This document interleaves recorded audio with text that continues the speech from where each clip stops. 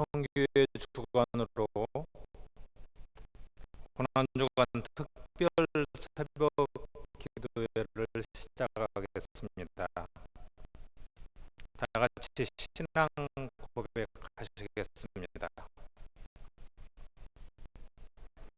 자, 천지를 만드신 하나님 아버지를 내가 믿사오며 그 외아들 우리 주 예수 그리스도를 믿사오니 이는 성령으로 잉태하사 동정녀 마리아에게 나시고 본디오 빌라에게 고난을 받으사 십자가에 못 박혀 죽으시고 장사한 지 사흘 만에 죽은 자 가운데서 다시 살아나시며 하늘에 오르사 전능하신 하나님 우편 앉아 계시다가 저리로서 산자와 죽은 자를 심판하러 오시리라.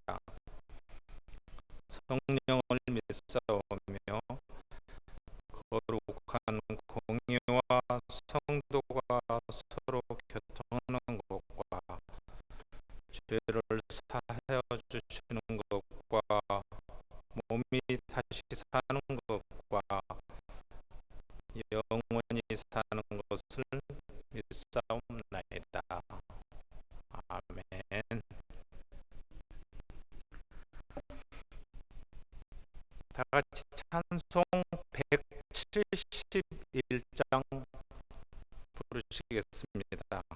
171장입니다.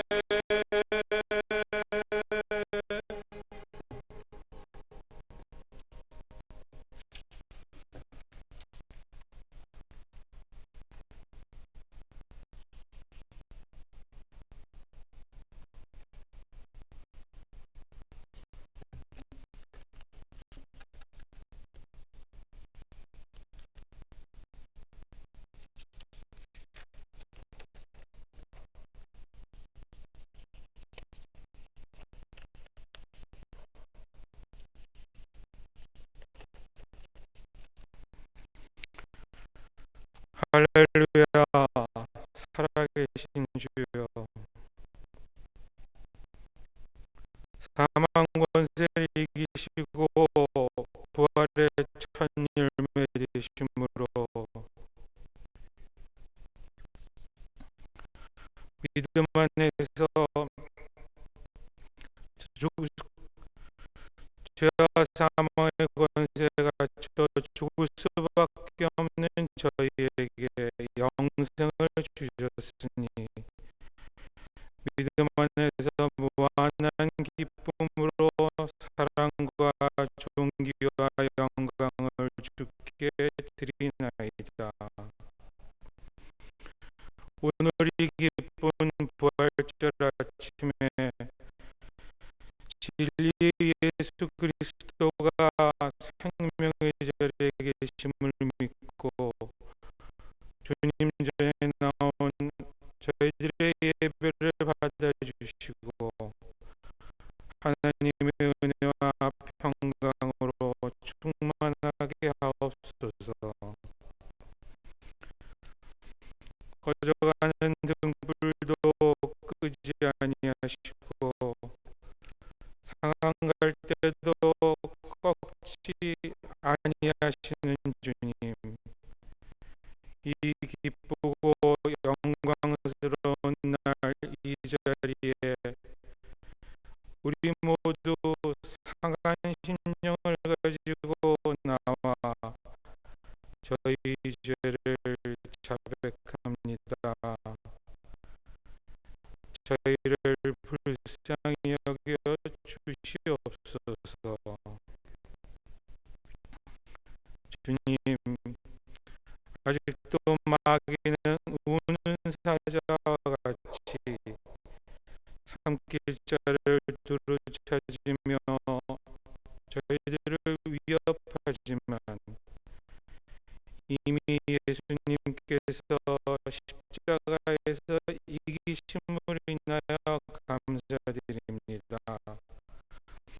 나는 부활이요 생명이니 나를 믿는 자는 죽어도 살겠고 무릇 살아서 믿는 자는 영원히 죽지 아니라고 말씀하셨사오니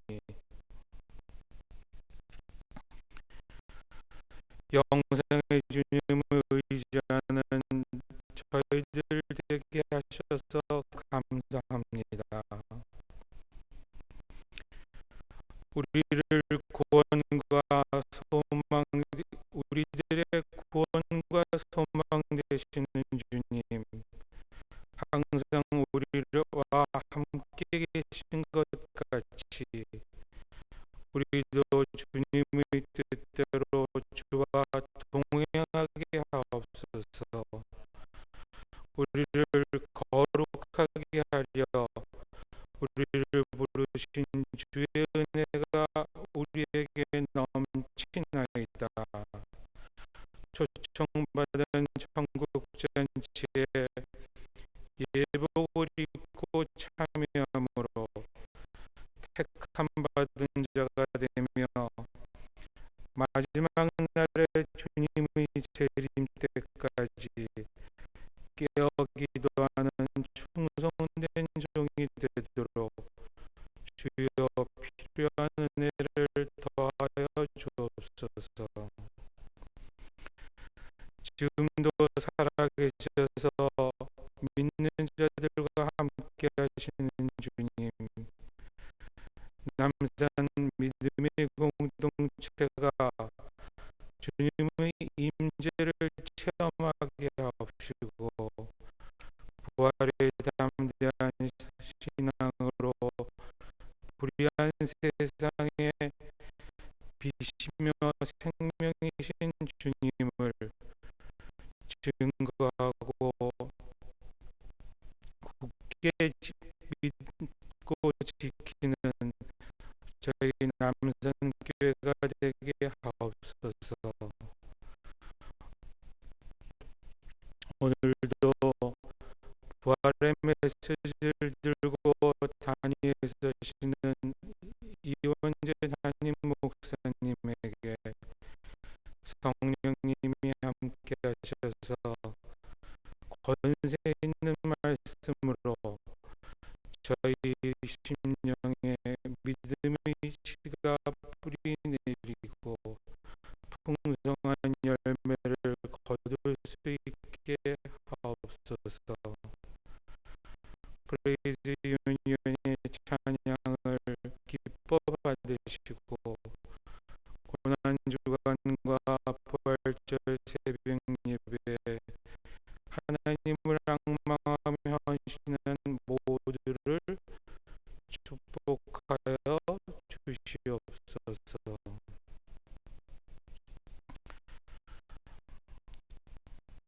거룩하신 주여,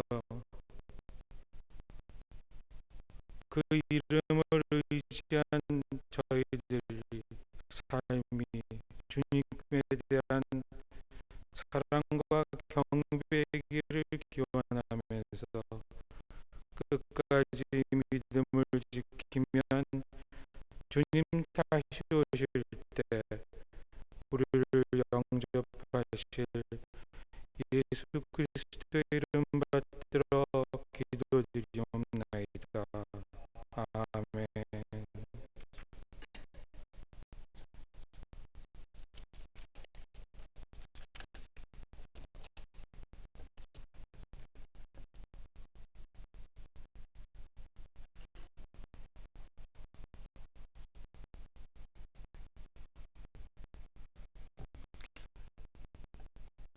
다음은 천도구 권사님 성경 봉독이 있겠습니다. 성경 봉독 후에 프레이즈 유니온 찬양이 있겠습니다.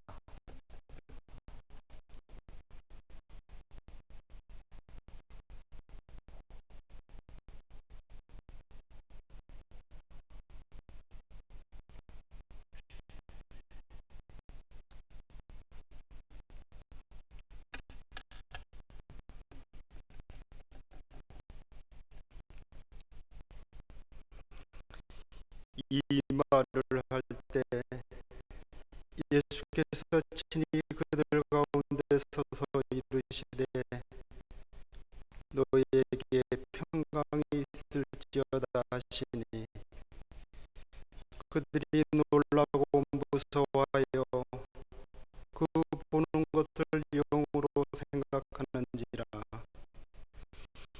예수께서 이르시되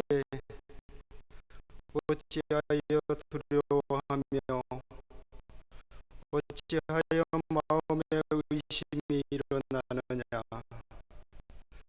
내 손과 발을 보고 나인 줄 알라. 또 나를 만져보라. 영은 살과 뼈가 없으되 너희 보는 바와 같이 나는 있느니라.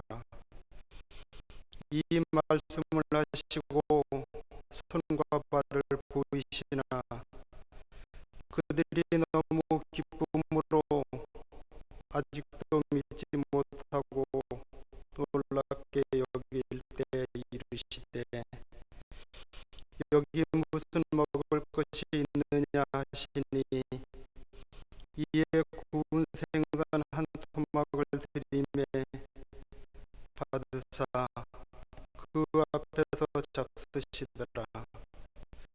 또 이르시되 내가 너희와 함께 있을 때 너희에게 말한 바 곧 모세의 율법과 선지자의 글과 시편의 나를 가리켜 기록된 모든 것이 이루어져야 하리라 한 말이 이것이라 하시고 이에 그들의 마음을 열어 성경을 깨닫게 하시고 또 이르시되 이같이 그리스도가 고난을 받고 제3일에 죽은 자 가운데서 살아날 것과 또 그의 이름으로 제사함을 받게 하는 회개가 예루살렘에서 시작하여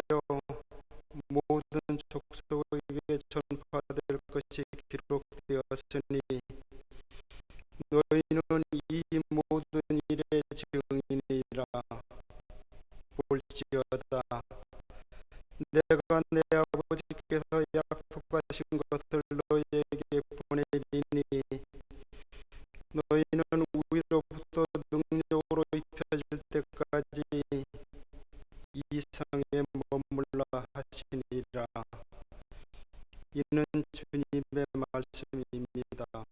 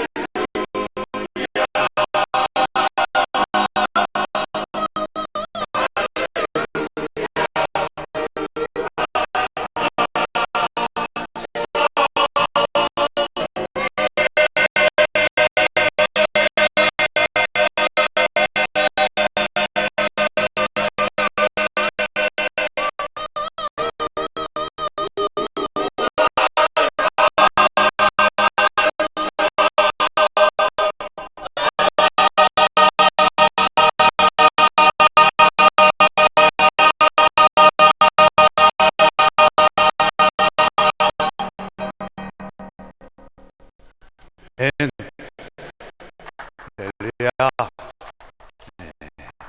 프레이즈 유니온의 은혜로운 찬양 감사드립니다. 고난주간 특별 새벽 기도회 오늘 부활절 아침까지 주님 전에 나와서 이렇게 영광 돌리신 여러분 주님의 이름으로 축복합니다. 우리 서로 인사하시겠습니다. 승리하셨습니다. 주님 부활하셨습니다.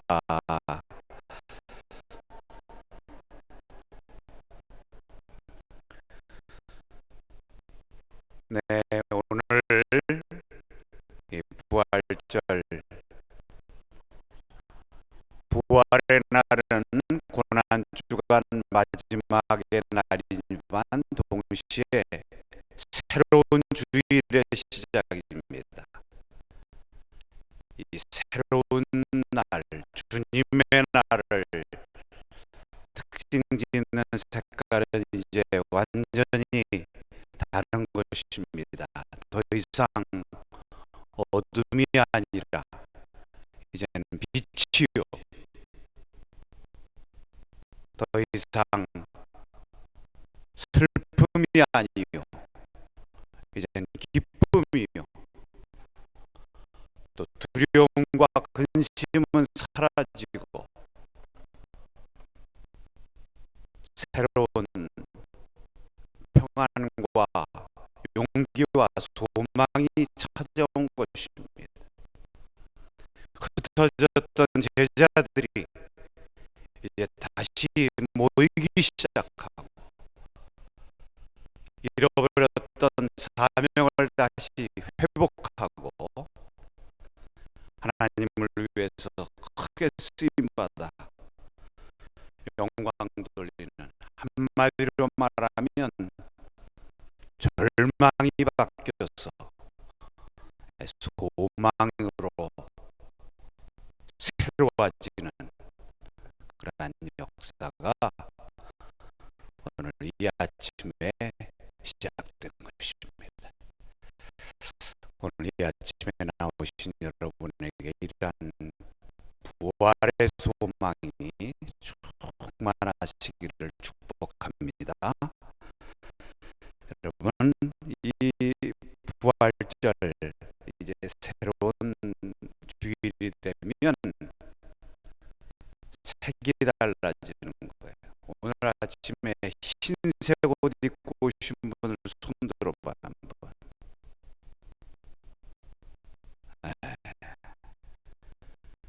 여러분, 부활절에 우리 신앙의 선조들은 다 흰색 입었어요. 오늘 부활절이니까 이제 하루 종일 예배 드려야 되는데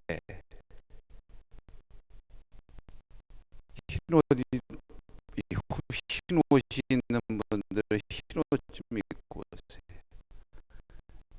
또 우아래를 넘어 양복을 흰 옷으로 입으면 꼭 연예인들 같으니까 그러다 하여튼 무슨 와이셔츠라도 흰 옷으로 저랬을 때 기억이 나요. 하여튼 우리 아버님 목회하실 때 새벽 기도를 드리는데 새벽에 흰 옷 입고 다 나와라. 그래가지고 새벽 기도 나가면 전부 하얀 옷 입고 나오고, 그 옛날에 무슨 하얀 옷이 뭐가 있어요? 무슨 한복에 하얀 옷이 있으니까 우리 그 여순교들 보면 전부 상복 입고 나와. 하얀 상복. 예.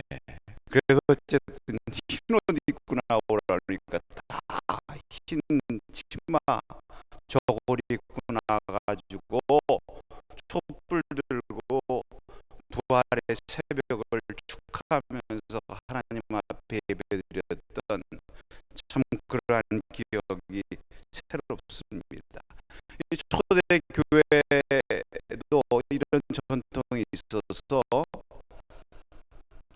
고난 주간은 참 힘들고 어찌 보면 슬픈 주간이죠. 물론 우리가 그렇게 신앙적으로 지키는 것입니다만, 근데 이제 부활절 이후에는 이걸 화이트 윅이라고 그래요. 백색의 주간이라고 그랬어요. 그래서 이 백색의 주간이 이제 시작되면 흰 옷을 부르면서 할렐루야 찬양을 하고, 네, 음식을 나누어 먹으면서 그렇게 축제로 보냈다고 하는 것입니다. 여러분, 이 부활절에 이 교회력의 색깔이 흰색인 것입니다. 스톨도 흰색, 뒤에 다 흰색이에요. 흰색.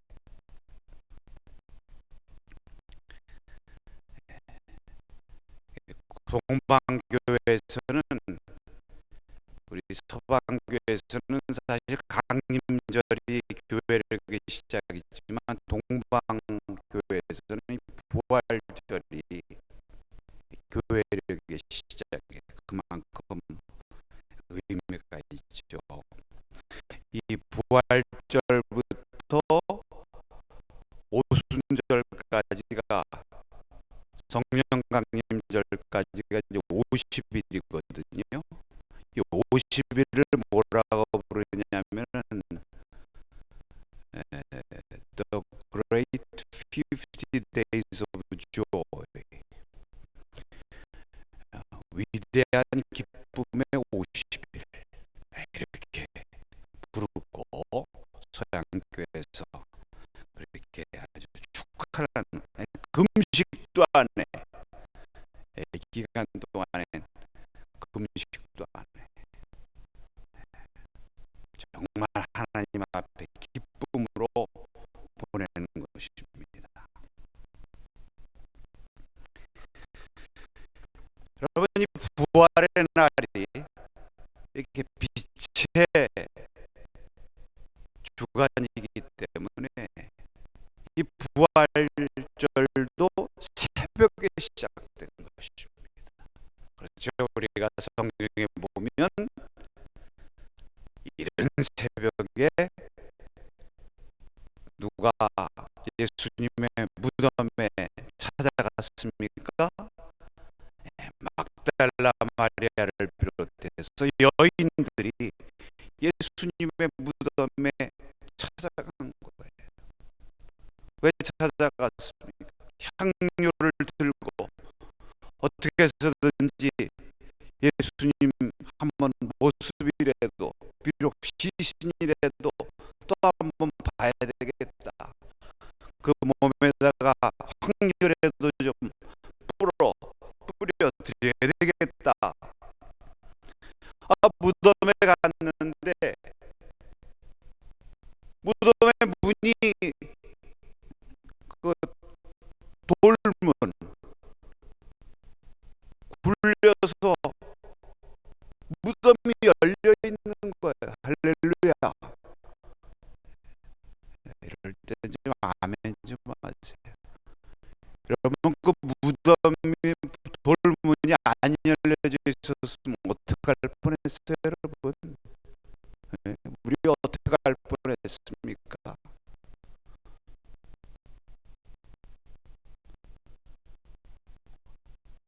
돌문이 열려지니까 이상하다. 안을 들여다보니까 안에 비어 있는 거예요. 예수님의 그 시신이 거기 없는 거예요. 그 여자들이 근심했다고 그랬어요. 성경에 보면 심지어 막달라 마리아는 그 밖에서 슬피 울었다고 그랬습니다.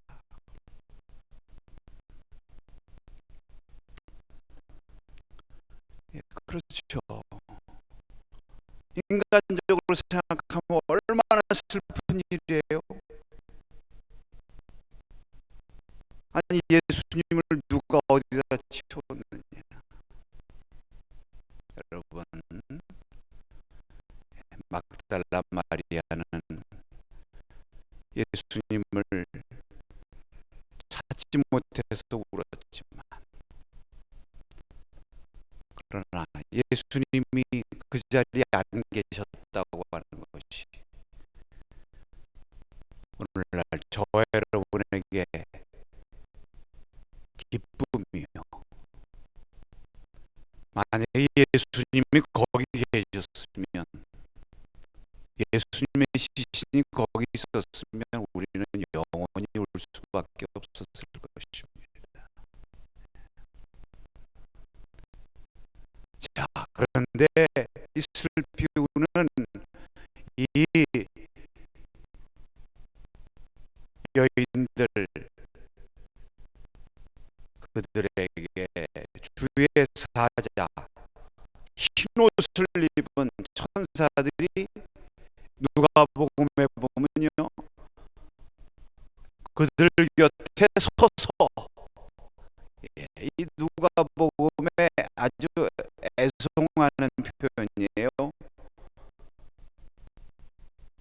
곁에 서서, 사도행전 보세요.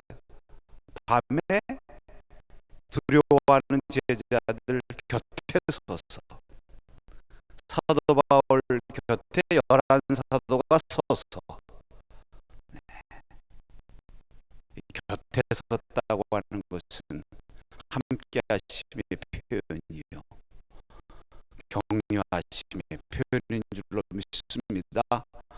슬퍼하는 이 막달라 마리아 여인 곁에 주의 사자가 서서 말씀합니다. 어찌하여 살아있는 자를 죽은 자 가운데서 찾느냐? 여기 계시지 않고 살아나셨느니라. 자, 여러분, 이 부활절 아침, 이 부활의 아침에 일어난 중요한 큰 사건이 두 개가 있는데, 그 첫 번째 사건이 무엇이냐면 빈 무덤의 사건이에요. 예수님의 제자들이 여인부터 시작해서 이 빈 무덤을 경험하게 되는 것입니다. 이 빈 무덤의 메시지는 무엇이었냐? 무엇입니까? 바로 그 빈 무덤 한가운데서 선언한 이 천사의 소리, 너희가 어찌하여 살아계신 주님을 이 죽은 자들 가운데서 찾느냐? 예수님은 살아나셨느니라. 할렐루야. 이것이 빈 무덤의 선언이에요. 빈 무덤은 굉장히 중요한 것입니다. 그래서 이 사복음서에 다 기록되어 있는 것입니다. 여인들이 빈 무덤을 보고 슬퍼했던 것은 예수님을 육신적으로 쫓아다녔기 때문이에요.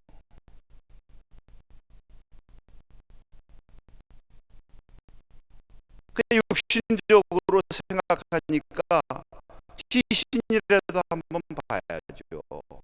우리가 장례 지낼 때 슬퍼서 막 웁니다. 언제 슬퍼합니까? 다 슬프지만 특히 입관할 때 슬퍼요. 야, 이제 우리 어머니, 우리 아버지 저 육체를 볼 수가 없구나. 저 관 속에 들어가면 이제 끝이구나. 정말 이별이구나. 또 언제 또 슬픕니까? 발이 날 때 슬퍼요. 이제는 이별이구나. 이제는 영정으로도 못 뵙네. 여러분, 육신적으로 생각하면 슬프지만 우리가 영적으로 생각하면 하나님 나라 가는 길이구나. 슬픔 가운데서도 위로가 있는 줄로 믿습니다. 근데 이 여인들이 아직은 육신적으로 생각한 거예요. 부활의 의미 깨닫지 못한 거, 십자가의 의미도 깨닫지 못하고 부활의 신앙이 아직 없었던 거예요. 그러니까 슬퍼 우는 것입니다. 그런 저들을 향해서 주의 사자가 깨우치시는 것입니다. 어찌하여 살아계신 주님 다시 사시겠다고 약속하시지 않았느냐? 그 하나님의 아들 주님을 이 죽은 망자의 자리에서 찾느냐?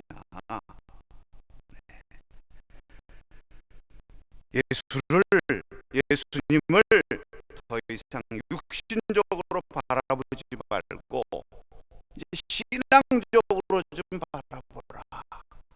신앙적으로 좀 바라보라. 영적으로 좀 바라보라.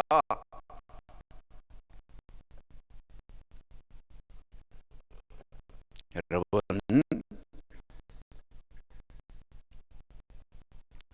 이 말씀을 듣고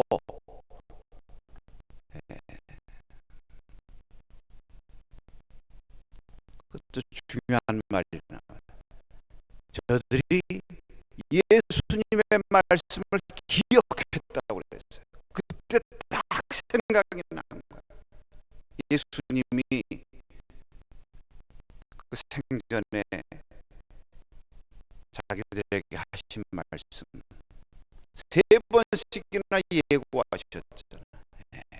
인자가 고난을 받지만 사흘 만에 다시 살아나리라.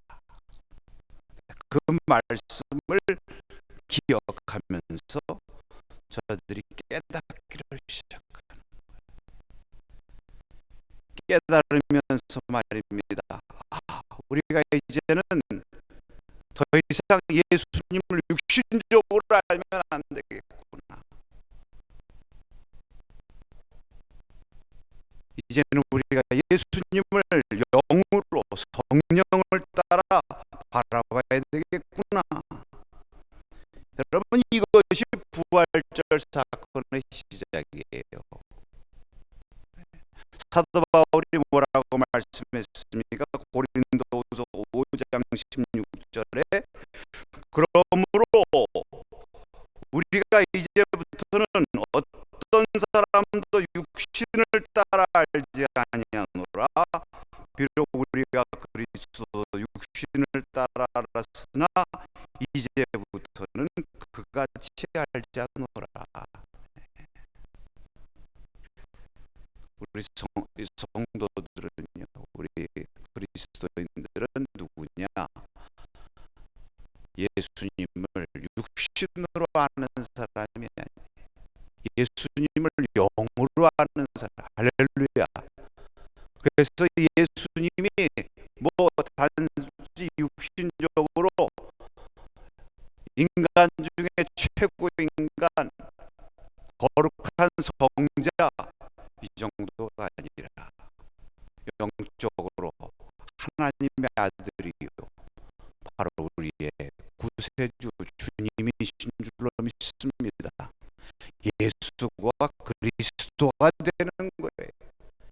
이게 부활절 사건인 것입니다. 이 빈무덤을 통해서, 이 경험을 통해서 제자들이 깨닫게 된 거예요.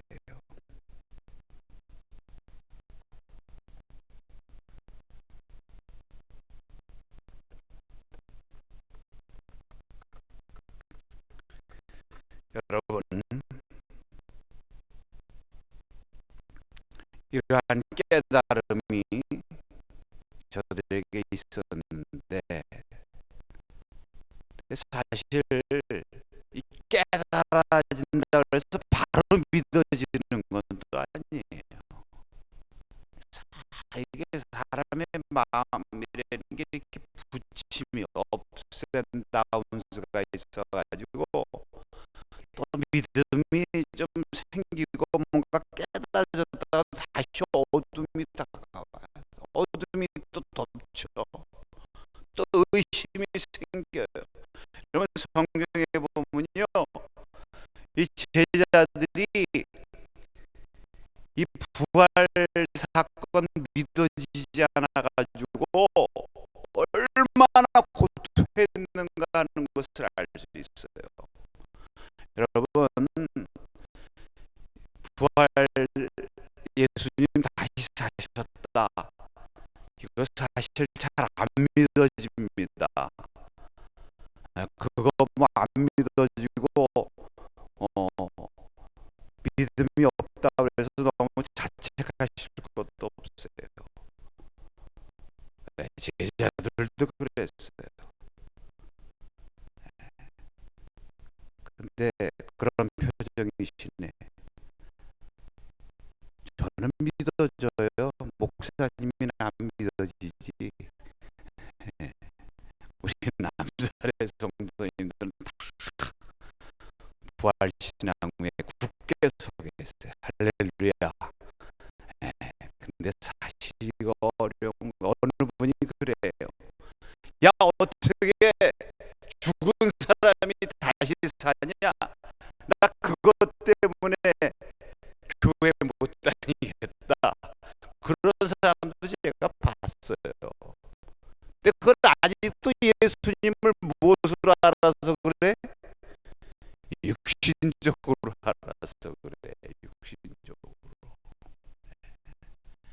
영적으로 바라봐야 되는데. 마가복음 같은 데 보면요,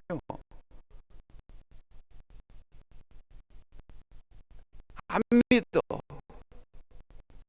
그리고 마가복음 이제 15장이 이제 부활장이거든요. 16장이 부활장인데, 그 16장 원래는 그 오리지널 사본은요 8절로 끝나요. 거기 보면 빈 무덤을 경험한 다음에 제자들이 뭐라고 그러냐면 두렵고 놀라서 아무 말도 못했다. 그리고 끝이에요. 이 복음서가 이렇게 끝나면 얼마나 이게 힘든 겁니까? 그러니까 그 뒤에다가 후대 사본을 붙였어요. 누가 더 썼다는 얘기야. 이렇게 끝나면 안 되지. 이게 말이 돼? 그래가지고 그 다음에 이제 예수님 나타나신 사건들이 나와요. 근데 거기도 보면 예수님이 나타났는데 제자들이 보고도 믿지 않더라. 또 두 제자에게 나타났어요. 제자들이 보고도 믿지 않더라. 또 제자, 또 그럼 11제자 또 나타났어요. 이번에는 예수님이 나타나셔가지고 막 깨우치셔. 도대체 너희들 왜 이렇게 믿음이 없느냐?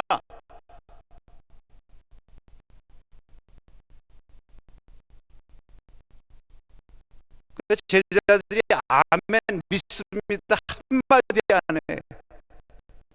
그런 기록이 없어 성경에. 예수님이 너희들 나가서 온 천하에 다니면서 만민에게 복음 전해라. 전하다 보면 성령도 받게 되고 믿음 생길 거야. 그 얘기예요. 지금 당장 100% 안 믿어줘도 너무 그거 가지고 지금 가지고 너무 그러지. 여러분, 믿음이라는 건 지금 100%안 생겼다고 그거 가지고 낙심할 거 없어요. 왜 생겼다가도 안 생기고 또 안 생겼다가 생기고 그러는 거야. 그러니까 믿음은 어떻게 하면 생기느냐? 자꾸 듣고 체험하고 나가서 열심히 전하면, 주님 위해서 헌신하면 믿음 생기는 거야. 할렐루야. 그러니까 난 도저히 믿음이 없어가지고 이거, 그런 분들은요 너무 애써서 머리로 믿으려고 그러지 말고 한 50%만 믿고 열심히 주님을 위해서 그냥 열심히 사세요. 헌신하시고. 그러면 나중엔 자기도 모르게 100%가 돼요. 할렐루야.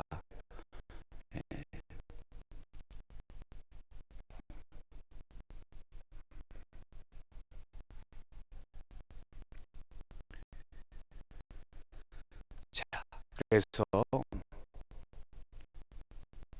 이렇게 제자들이 막 믿음으로 수척을 하니까 주님께서 생각하고, 우리 주님의 은혜, 주님 안 되겠다 그래가지고요, 주님이 나타나시기를 시작해. 할렐루야. 부활하신 주님의 현현, 이게 부활절 사건의 큰 두 번째 사건. 하나는 빈무덤의 사건, 깨달아진 것. 깨달아지는데 믿음이 없어 안 생기니까 하나님께서 그들을 붙잡아 주시기 위해서 이제 나타나세요. 오늘 우리가 누가복음을 읽었는데, 누가복음의 빈무덤 사건 바로 이어지는 말씀이 이제 주님 나타나시는 사건에 두 가지 큰 사건이 있는데, 하나는 엠마오상의 두 제자에게 나타나시고, 그 다음에 오늘 두 번째로 우리가 봉독한 제자들에게 나타나시는 말씀이에요.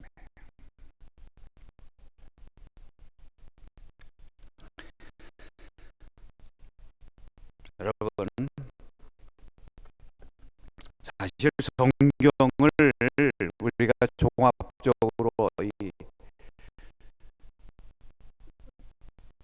부활절에 관한 얘기를 이렇게 보면 사실은 다른 거 아니에요.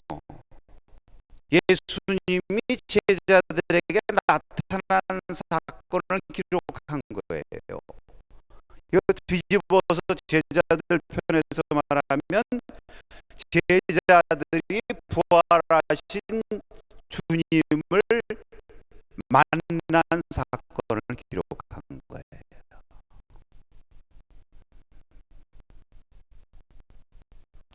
그래, 전체적으로 구성해 보면 순서가 이렇게 된다고 볼 수 있어요. 제일 먼저 누구에게 나타났느냐? 막달라 마리아에게 나타나. 그 다음에는 베드로에게, 그래도 수제자라고 대우를 해주세요.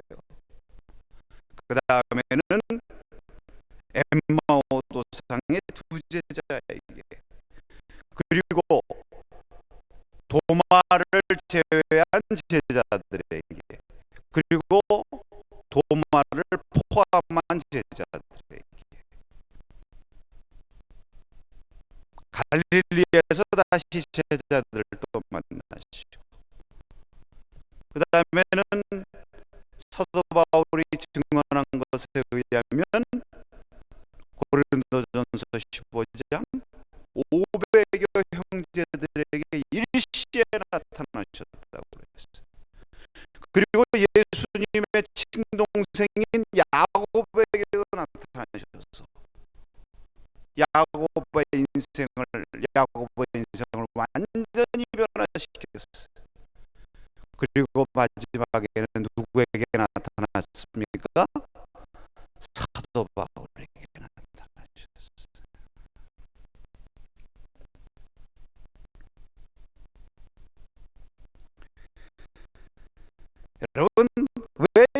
예수님께서 나타나셔서 이렇게 제자들에게 만나주셨는가? 이것이 주님의 은총이에요.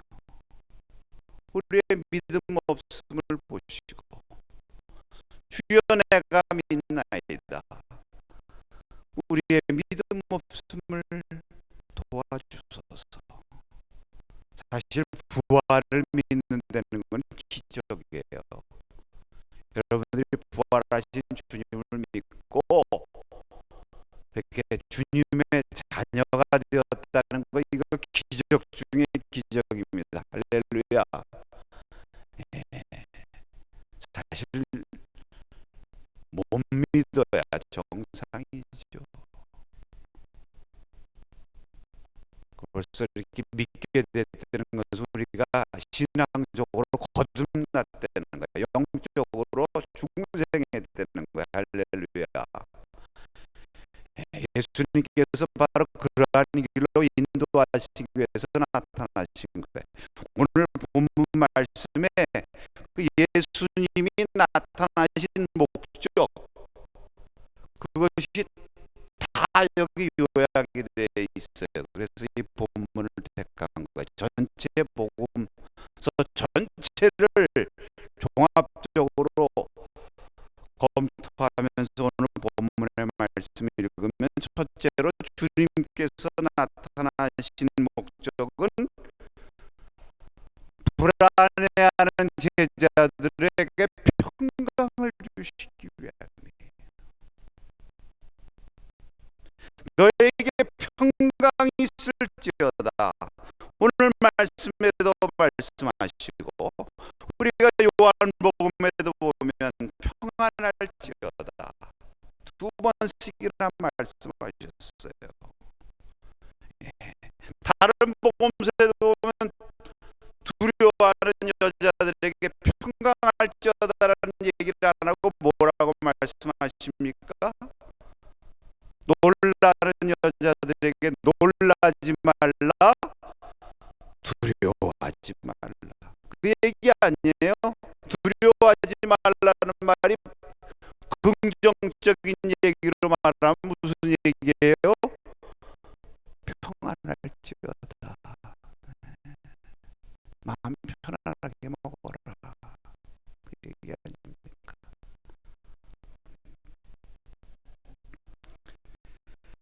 여러분, 지금 제자들에게 제일 필요한 것이 무엇일까요? 평안이에요. 평안. 왜? 인간적으로 생각했거든 예수님. 그러니까 예수님처럼 이제 우리도 되는구나. 그 요한복음에 보면 유대인들을 두려워하여 어떻게 했어요? 안에서 문을 걸어 잠그고 모여 있는 거예요. 혼자 있으면 겁나니까 모여 있는 거예요. 그러한 제자들 가운데 주님께서 자신을 보여주셨습니다. 그리고 평안할지어다.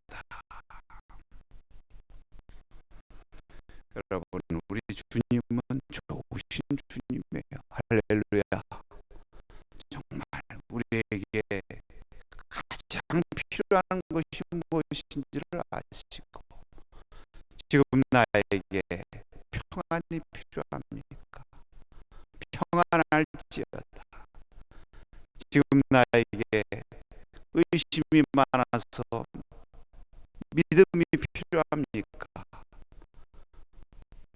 믿는 자가 될지어다.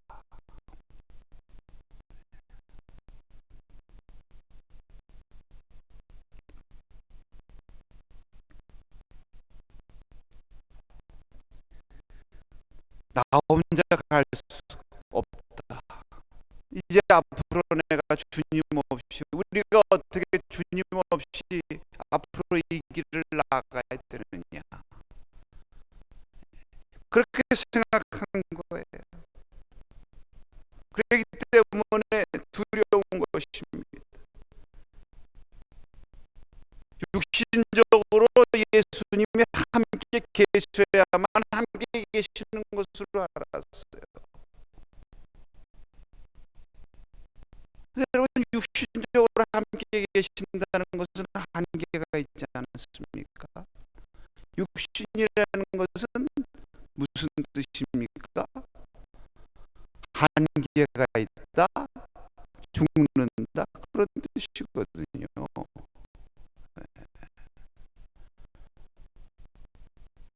아담이라는 말이 어디서 온 거예요? 아담아, 흙, 흙에서 온 거거든요.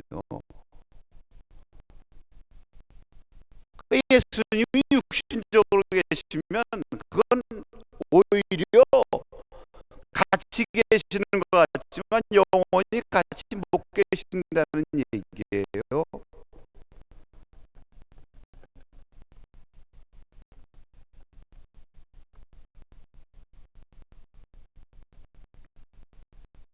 더구나 제자들은 이 고난을 이해를 못해서 십자가를 이해 못했어요.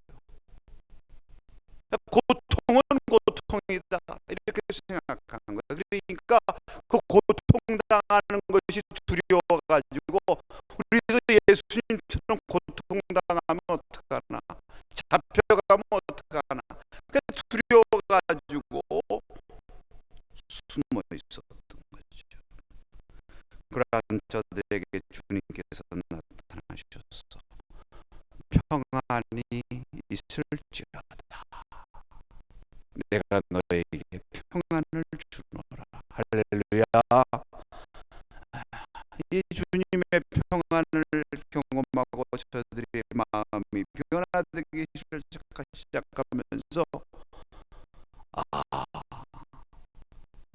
주님께서 우리와 함께 계시는구나, 신령한 몸으로 함께 계시는구나. 그렇기 때문에 세상 끝날까지 우리와 함께 계실 수 있구나. 할렐루야. 시간과 공간을 초월해서, 더구나 이 고통이라고 하는 것, 십자가를 통해서 부활하신 주님의 모습을 보면서 이 고난이 오히려 부활의 영광의 길이구나. 사도 바울이 십자가를 뭐라고 불렀습니까? 십자가는 영광이라고 그랬어요. 참 믿음의 성도, 부활신앙을 가진 성도들에게는 진정한 영광이란 무엇입니까? 세상의 영광이 아니라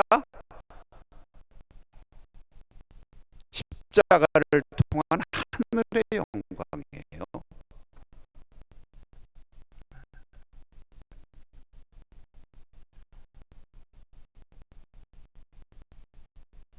저들은 평안과 감사를 체험하게 되었습니다. 오늘 이 시간에 혹시 우리의 마음속에 불안이 있습니까?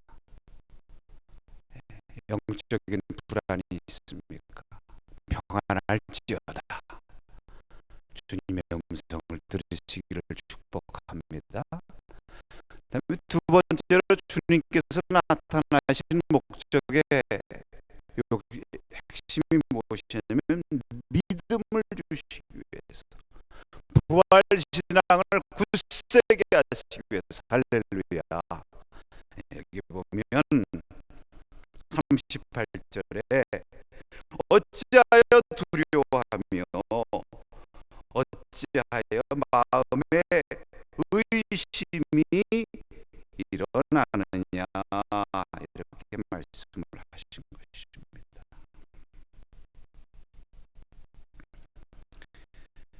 여러분, 여기만 이런 말씀하신 게 아니에요. 25절에 우리 누가복음 24장 25절에 보면 엠마오 도상에 나타난 제자들에게도 뭐라고 말씀하셨습니까? 미련하고 선지자들이 말한 모든 것을 마음에 더듬이는 자들이요,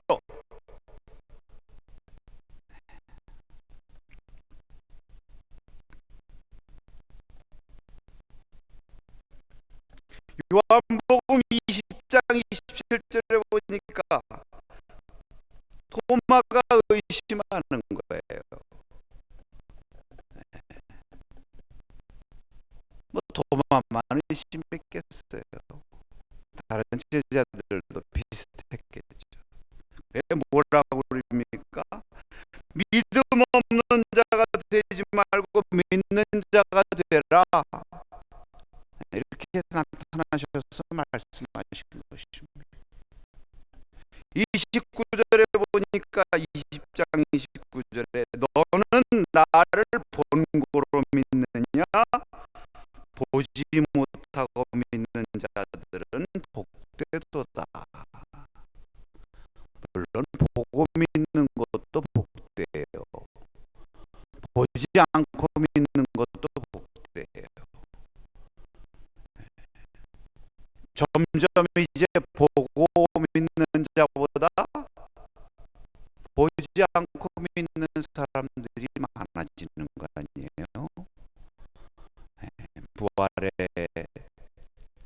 증인들을 통한 증거를 받고 전도를 받고 그 소식을 듣고 그 부활을 믿어야 돼요. 보고도 못 믿었는데 듣고만 믿어야 되니 얼마나 사실은 어려운 문제입니까? 신앙의 결단이죠. 그래서 복되다 위로하시는 거예요, 주님께서. 그러면서 그래, 듣지 않고 믿는 것이 진짜 신앙이다. 할렐루야. 저와 여러분들은 진짜 신앙을 가진 사람들이에요. 우리 말씀만 듣고 믿는 거니까 얼마나 믿음이 좋은 거예요, 정말. 감사하죠. 이게 뭐 내 힘으로 믿어집니까? 누구 힘으로? 성령의 힘으로. 성령의 힘으로.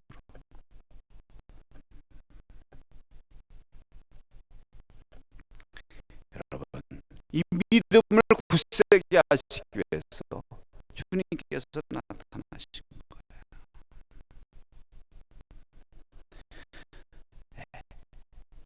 이 부활의 산 증거가 무엇입니까? 여러분,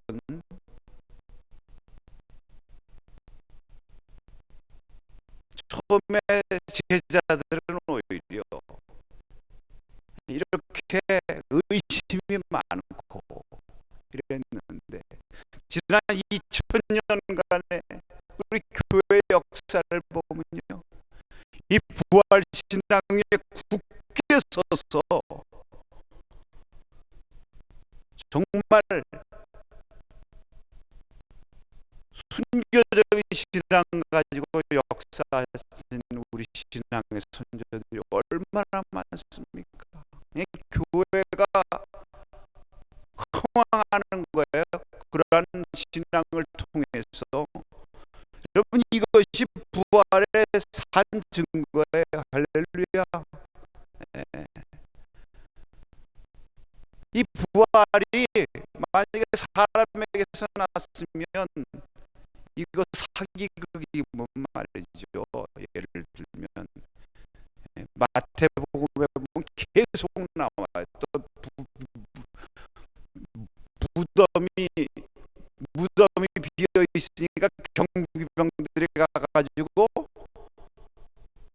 또 누구에게 친구에 가서 제사장들한테 지키라고 그랬더니 제사장들한테 신기한 친구 아니까 제사장들이 무슨 소문 예수님의 제자들이 훔쳐갔다고 그래라.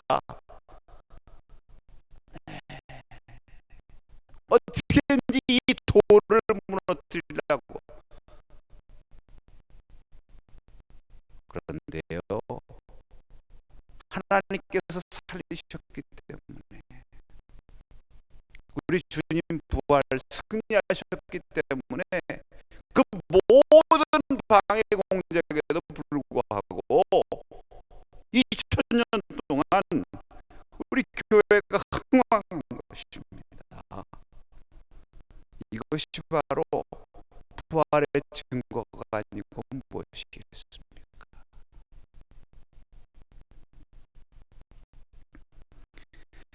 예수님께서 믿는 자라가 되라고 하시면서 참 우리 예수님 너무 친절하신 분이에요. 그래서 우리가 예수님 믿는 거예요. 하나님이라고 고백하는 거예요. 그냥 믿어라만 그러면 얼마나 힘들어요. 그러니까 뭐라고 그랬느냐면 믿는 자가 되라고 하시면서 믿음이 생기는 두 가지 길을 제시해 주셨어요. 여기 오늘 말씀에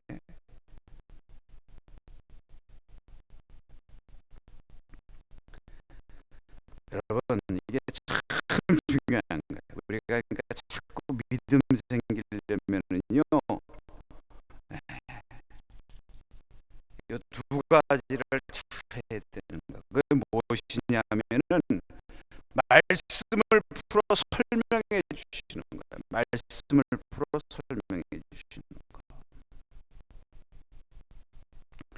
44절 45절 보면 선지자 율법과 선지자의 글과 시편의 나를 가리켜 기록된 모든 것이 이루어져야 하리라는 말이 이것이니라. 이제 예언서 시편 유명한 16편 10절에 주의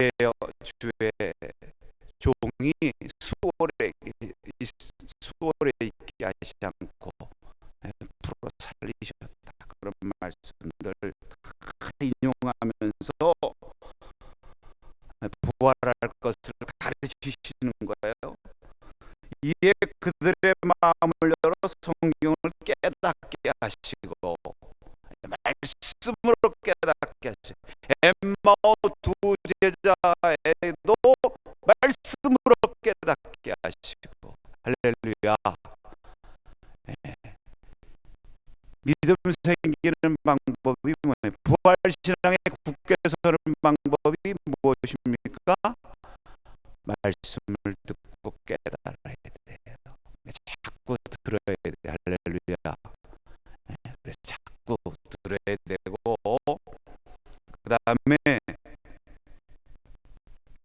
말씀을 들을 뿐만 아니라 또 어떻게 하셨느냐면 어떻게 하셨습니까? 39절에 어찌하여 의심이 일어나느냐 38절의 말씀하고 39절에 뭐라고 그랬습니까? 내 손과 발을 보고 나인 줄을 알라. 손과 발을 보여주셨어요. 의심하는 도마에게는 자 옆구리에 손 넣어봐라.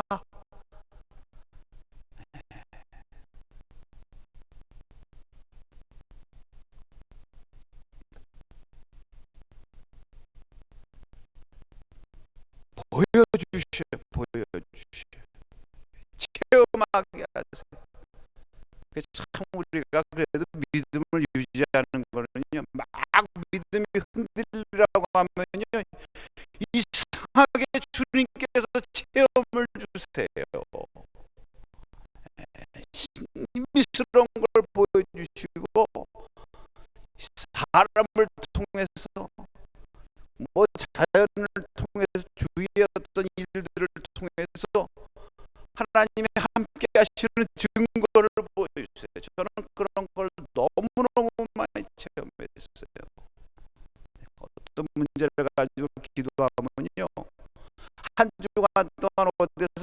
말씀을 듣고 읽고 그러면 똑같은 말씀이 계속 나와요.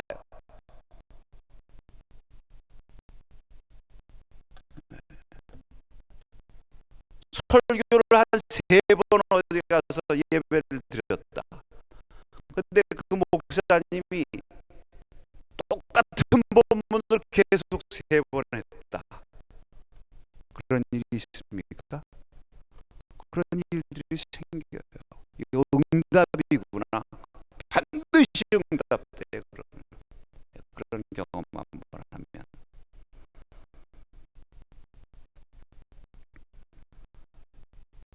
보여주시는 거예요. 보여주시죠. 이게 부활하신 주님, 부활하셔서 우리 곁에 계시다는 증거인 줄로 믿습니다. 만져봐라, 손발. 이게 왜 그러냐? 예수님이 유령같이 생각했다고 그랬거든요. 제자들이 보고 예수님 나타나니까 유령이라고 다 무서워요. 유령이 아니다. 실제로 초대교회 유령이라고 주장한 사람들이 있었어요. 영지주의자들. 예수님이 유령이다. 육신으로 오신 것 다 부인해. 몸의 부활 다 부인해. 아니다. 만져봐라.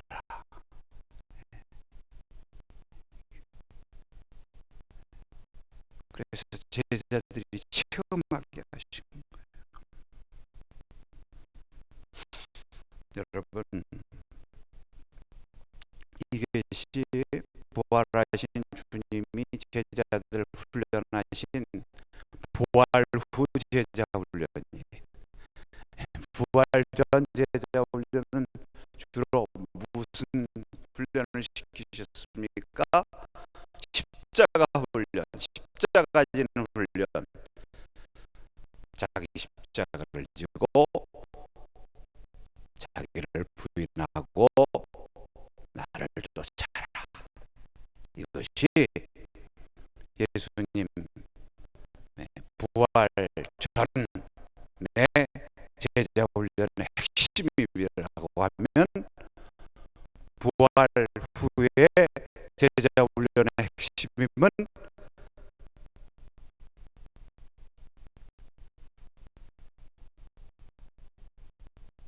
내 손과 발을 보아라.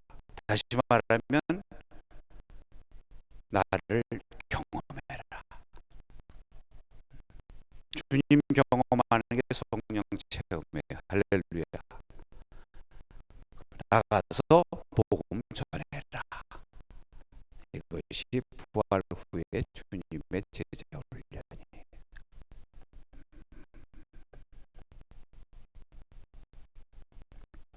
그래서 3번째, 주님께서 나타나신 목적이 따라하십시다. 너희는 이 모든 일에 증인이라. 네, 증인의 사명을 주시기 위해서요. 여러분, 이제 체험으로 끝나고 제자들이 깨닫는 것으로 끝났으면요, 그냥 자기들 믿고 끝났을 거예요. 그러나 예수님께서는 분명히 저들에게 증인의 사명을 주십니다. 따라하십시다. 부활절의 완성은 증인됨에 있다. 아멘. 네, 이거 깨달아야 돼요. 여러분, 정말 부활신앙 가지고 부활하신 주님을 내 마음속에 모시고 살기를 결단하십니까? 아멘이시면 이제 부활의 증인이 돼야 돼요.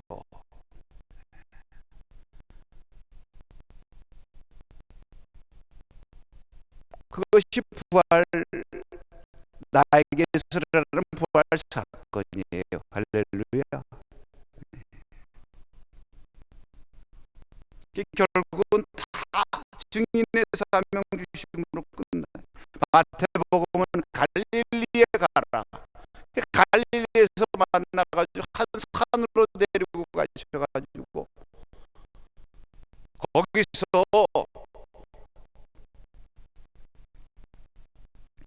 지상명령을 주시는 거예요.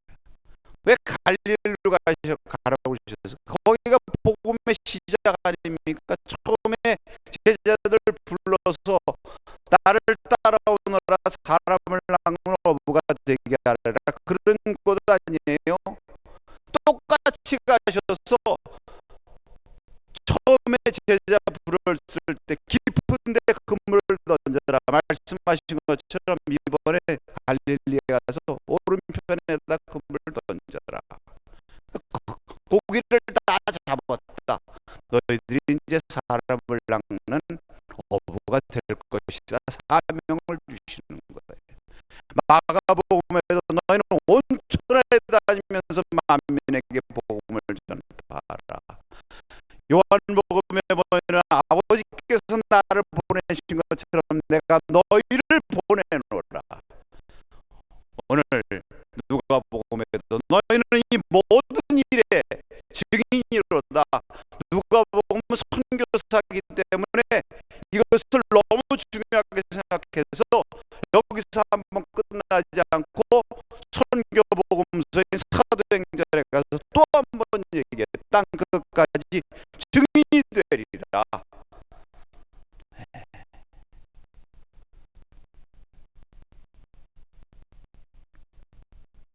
이렇게 중요한 거예요. 이렇게 중요한 거예요.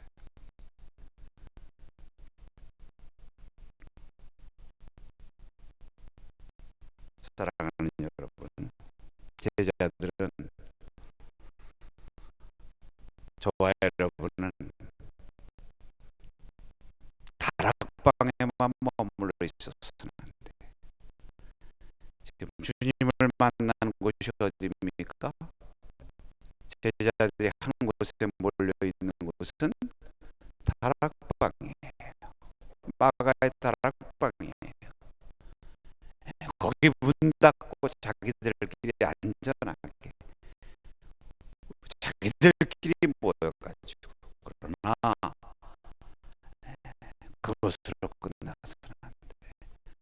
다시 마음에 기쁨과 평안이 일어나고, 다시 마음에 확신이 일어나고, 성도들끼리 하나로 뭉쳐서 서로 교제하고 떡을 떼는 것도 좋지만, 이제는 부활절을 완성시키기 위해서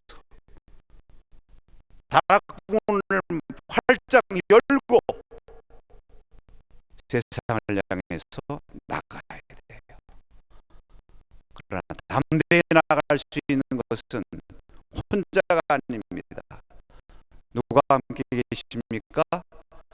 부활하신 주님께서 함께 계시는 것입니다.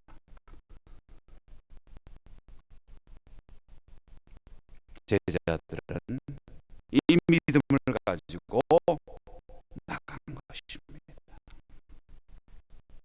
그러면서 제자들에게 말씀하십니다.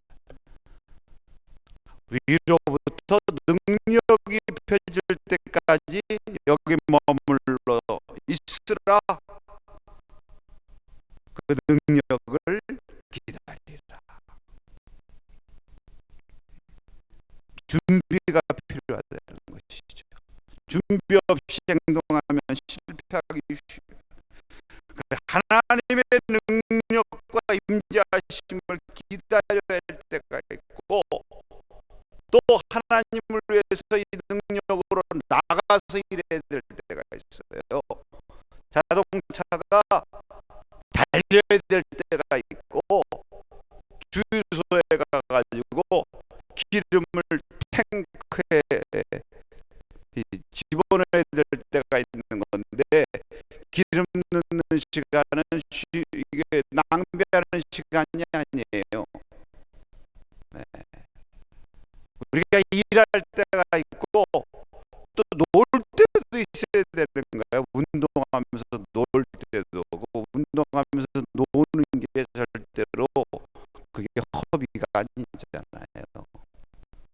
그래서 우리 항상 이렇게 하나님 앞에 나와서 예배드리고 은혜 받고 기도해야 될 때가 있어야 돼요.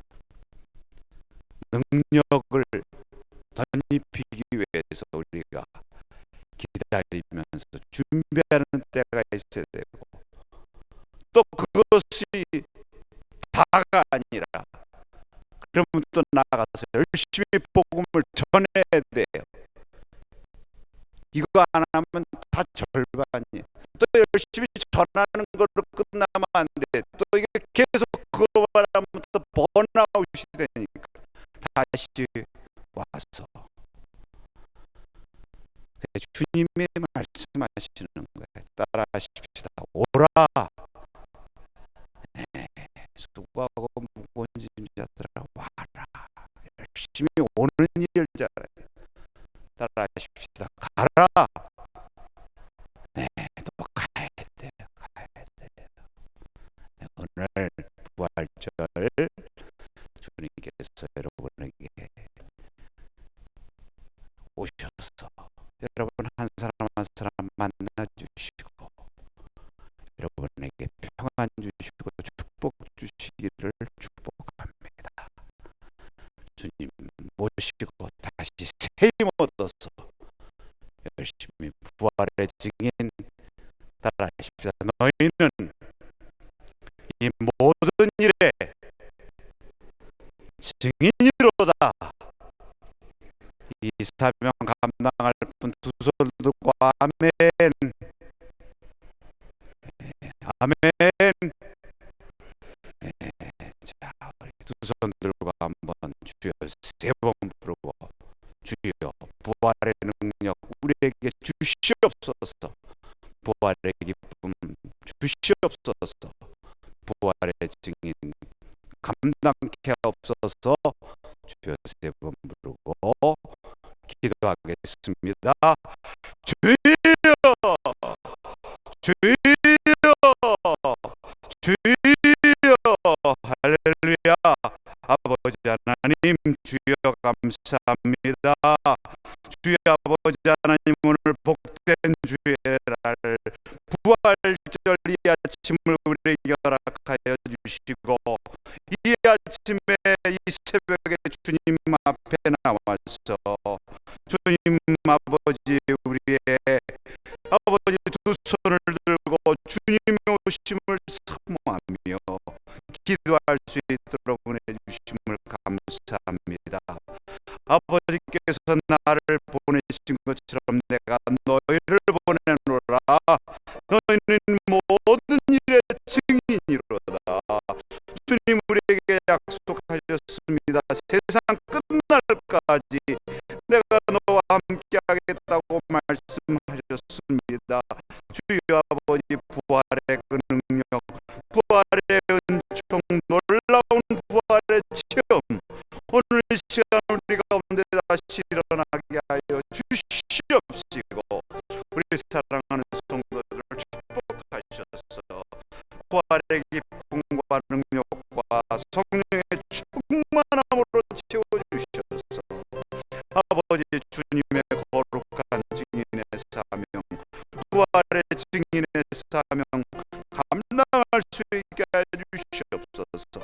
우리 가운데 혹시 믿음이 부족합니까? 주여 우리에게 믿음을 굳세게 하시고 부활신앙 위에 굳건히 서게 하시고 아버지 하나님이시여 오직 주님 주신 거룩한 사명과 거룩한 은총을 힘입어서 날마다 믿음으로 나아가게 없어서 주여 우리에게 부활이 일어나서 사명의 부활이 일어나게 하시고 신앙 부활 신앙의 회복이 일어나게 해주시고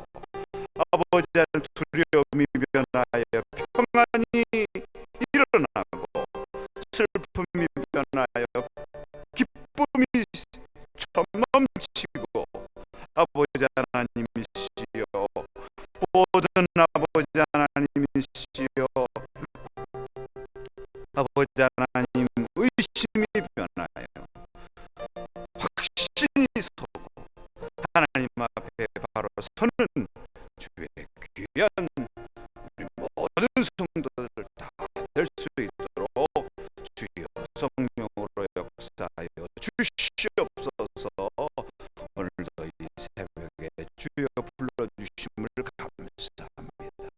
주여 축복하여 주시옵소서. 아버지 하나님, 주의 성도들 축복합니다.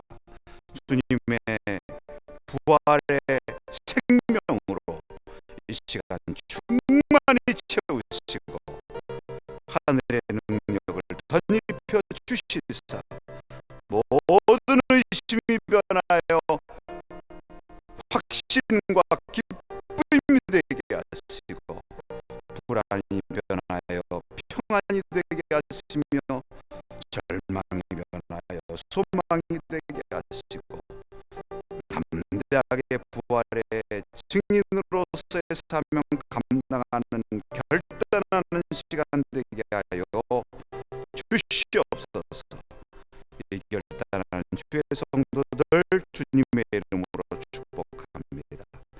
예수님의 이름으로 기도하옵나이다. 아멘. 자유롭게 기도하시다가 돌아가시기